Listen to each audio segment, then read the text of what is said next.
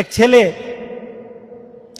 তার বাবার কাছে সাইকেল চায়, তার বাবার কাছে সাইকেল চায়, বাবা আমাকে একটা সাইকেল দাও। বাবা ছিল স্কুল মাস্টার।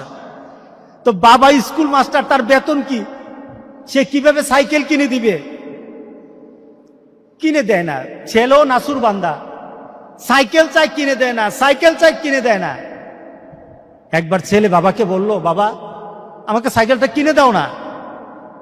বাবা রাগ করলেন, রাগ কিয়ে বললেন যে আরেকবার সাইকেল চাইবি তাহলে পিটাম, তুই আমাকে বিরক্ত করতেছিস। কি বলেন, আমরা বিরক্ত হই না মাঝে মাঝে? সন্তান যদি বেশি আমার ক্ষমতার বাইরে যদি সন্তান কিছু চায় তাহলে আমরা বিরক্ত হয়ে যাই। আরেকবার চাইবি তাহলে পিটা দেবো, তাহলে মাইর দেবো তোকে, তুই আমাকে বিরক্ত করতেছিস। সন্তান বারবার চাওয়ার কারণে বাবা বিরক্ত হয়ে গেল। সন্তান কিন্তু রাসূল বান্দা।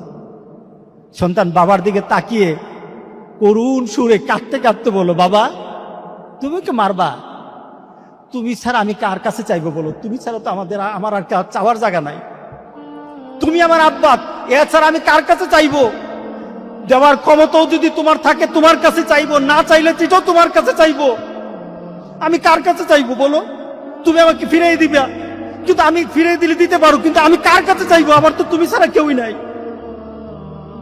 বাবার সাথে সাথে ছেলেটাকে বুকের মধ্যে আঁকড়িয়ে ধরলেন। বাবা তুই আমাকে এমন একটা কথা শোনালি, যা তোকে আগামীকাল সাইকেল কিনে দেব। সুবহানাল্লাহ, সুবহানাল্লাহ। তার মানে কি, ছেলে তার বাবার হৃদয়ে টাচ করেছে। তার কথার মধ্যে আবেগ ছিল, ভালোবাসা ছিল, নিবেদন ছিল যে বাবা তুমি না দিতে পারো, কিন্তু আমার তো তুমি ছাড়া কেউই নাই। তুমি না বল আমাকে ফিরিয়ে দিতে পারো, কিন্তু আমার চাওয়ার জায়গা তোমার ছাড়া আর তো কেউই নাই, আমি তোমার কাছেই তো চাইবো।